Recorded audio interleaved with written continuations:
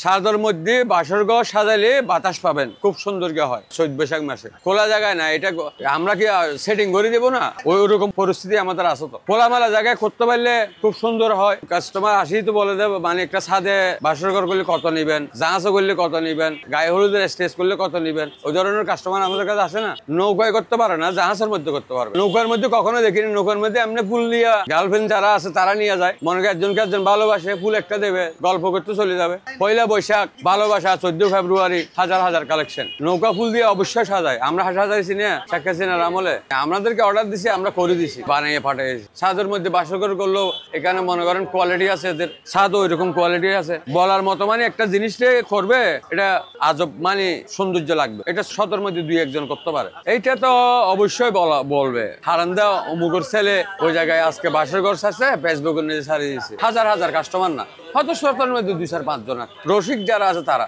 এইদের মনে ভালোবাসা, মানে টাকা আছে, পয়সা আছে, গাড়ি আছে, বাড়ি আছে, এরাই তো করবে। এটা কি ফকিররা করতে পারবে? ফুল কিনে কারা? যারা খাইয়া বাঁচছে, সমর্থন থাকে, তারাই ফুল কিনতে পারবে। টাকা থাকলে সবকিছু শখ হবে। জাহাজে ভালো হয় বাসর ঘর, খুব সাজানো, স্ট্রং করে সাজাতে পারবেন। যেরকম ডিজাইন আছে ওইরকমই পারবেন।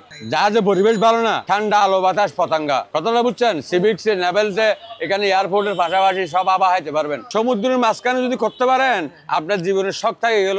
জাহাজে মানুষ তো থাকবে না, তো তখন ওরাই থাকবে শুধু, বা 1 রাতের জন্য বা 2 রাতের জন্য ভাড়া নেবে। ওরা ঘুরবে, যেখানে যেমন নাকি বাইরের রাষ্ট্র দেখা যায়। কথাটা বুঝছেন? চাইনা, মালয়েশিয়া। জাহাজে বাসর করতে গেলে 50-60 হাজার টাকা লাগবে। কথাটা বুঝছেন? তখন আপনি জিনিসটা ইউটিউবের মধ্যে বা আর কান্দে দেখতে পারবেন। একজনের দেখে একজনে করবে।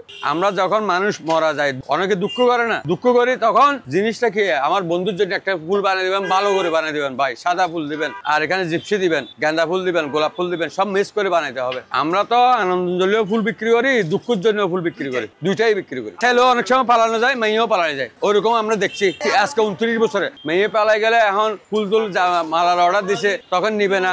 মেয়ে আরেকজনের সাথে ভালোবাসা আসে, তখন জিনিসটা তো আর কি করলো, উনি তো টাকা পয়সা খরচ করি, আমাদের তো এগুলো নষ্ট হয়ে যায় কাঁচা মাল। সেই জন্য আমরা 50% অ্যাডভান্স নিয়ে দিই। বিউটি পার্লার থেকে অনেকগুলি মেয়ে ওরকম একজনের সাথে সম্পর্ক আছে, চলে যায়, তাই আমাদের লস হয়ে যায়। এরকম হয় একবারই যে ঘটনা, যেমন নাকি মেট্রো বলে জামাই আসছে, মেয়ে চলে গেছে, না বললেও আমরা বুঝে যাই। ওরা তো আমাদের কাস্টমার, সরাসরি ওদেরকে আমরা বলতে পারবো?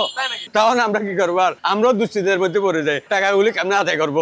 জীবিত মৃত্যু সব কাজে লাগে। এমপি, মন্ত্রী, ছোট বড় সবারই কাজে লাগে। সাথে অবশ্যই হয় এখন একটা বাসর ঘর বানাই দিব।